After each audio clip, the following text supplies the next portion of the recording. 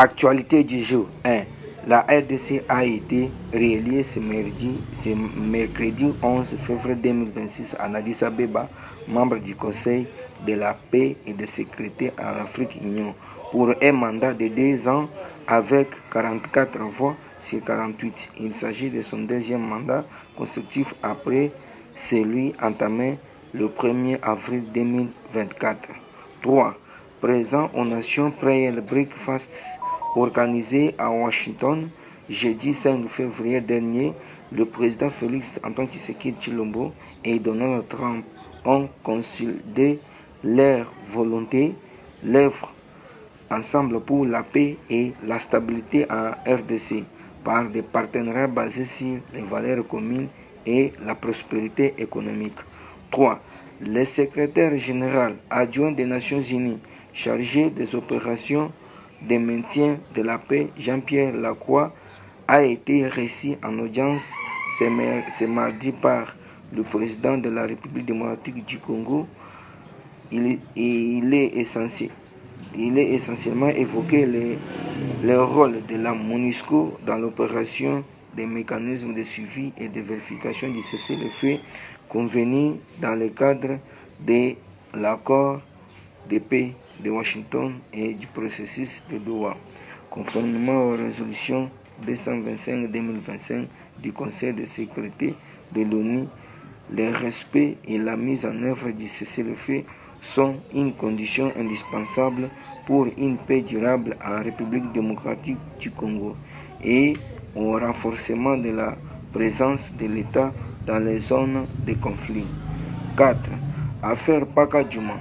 Les autorités de la ville de Kinshasa ont annoncé une opération de relocalisation des habitants des logés de Paka Djouma suite aux démolitions du mardi 10 février.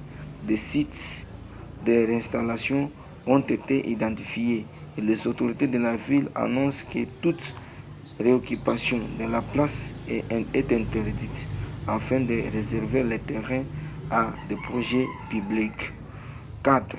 Le vice-premier ministre des Transports, Jean-Pierre Bemba, a signé un mémorandum d'entente le samedi 7 février avec la société nigériane Peter Grout Limited, représenté par Bénédicte Peter. Cet accord de principe concerne la modernisation du port de Boma dans le Congo central. Cette initiative s'inscrit dans la vision du président Félix Tshisekedi de moderniser les infrastructures stratégiques pour stimuler l'économie de la RDC. 5.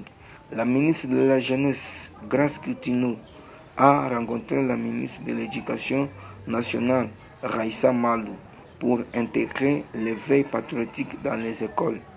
Les 2 membres du gouvernement ont travaillé sur l'alignement du projet avec les programmes scolaires existants, les modalités de déploiement en milieu scolaire et la mise en place d'une coordination opérationnelle. Cette collaboration prévoit la production et la diffusion d'outils pédagogiques adaptés aux enfants et préadolescents, ainsi que la mobilisation d'autres partenaires institutionnels autour des volets éducatifs et culturels de la campagne. 6. Bonne nouvelle